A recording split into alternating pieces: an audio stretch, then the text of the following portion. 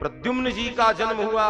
लेकिन मैं सदैव कथा में कहता हूं, सुंदर गृहस्थ जीवन चल रहा है ठाकुर जी का, कोई समस्या नहीं, कोई अशांति नहीं, किसी प्रकार का कोई संकट नहीं, स्वर्णमयी द्वारिका में रहते हैं। फिर भी भगवान का ऐश्वर्य इतना दिव्य होने के बाद भी, द्वारिका के सम्राट होने के बाद भी एकदम सहज राज्य चला रहे हैं, राजाधिराज बने द्वारिका के।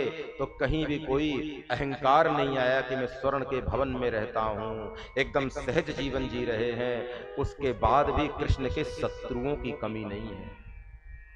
और मैं व्यासपीठ से सदैव कहता हूं कि तुम्हारी कीर्ति बढ़ेगी, तुम्हारा यश बढ़ेगा, तुम्हारा नाम बढ़ेगा, तुम्हारा पद बढ़ेगा, तुम्हारी प्रतिष्ठा बढ़ेगी।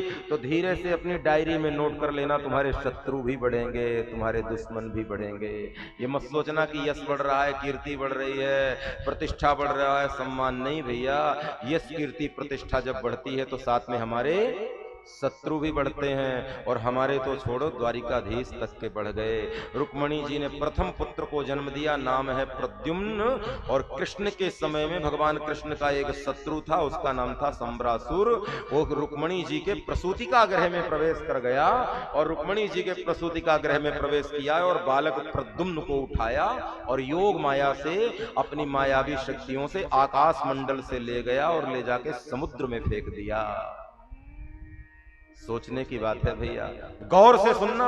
ये हमारी कथाएं सैद्धांतिक दर्शन देती हैं, और मैं प्रत्येक दिन प्रार्थना करता हूं कि हर दृष्टांत से एक सिद्धांत प्रतिपादित होना चाहिए, तो ही कथा का अर्थ है। वरना कथा कहानी है, कथा से, दृष्टांत से एक सिद्धांत निकलना चाहिए।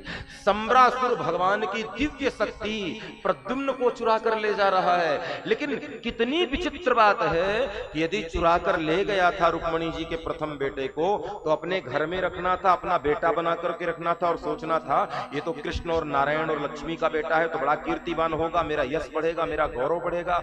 और बाल्यकाल से चुरा कर लाया हूं, तो ये तो मुझे ही अपना पिता मानेगा और दुनिया इसको मेरा ही पुत्र मानेगी।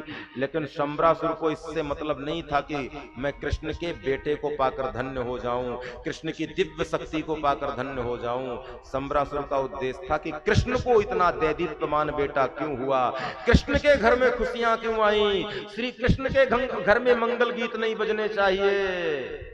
कोई साधु जब भजन करता है और कोई राक्षस जब उसकी माला छीन कर भागता है ना, तो इसका मतलब ये नहीं कि माला छीन के भागा है तो मंदिर में बैठ के जपने लगेगा माला। वो माला छीन के भागा है कि तुम्हारा भजन छुड़ाना चाहता है और खुद करना नहीं चाहता। राक्षस में और भजन चोर में यही अंतर है। कुछ लोग भजन चुराते हैं भजन करने के लिए, और कुछ लोग भजन चुराते हैं भजन छुड़ाने के लिए। ध्यान देना, तुमसे तुम्हारी कोई भक्ति छुड़ा करके ले जाए ना और भगत बन जाए तो समझना कल्याण ही होगा उसका। लेकिन तुम्हारी छुड़ा दे और खुद भी ना करे, वही सम्रासुर है।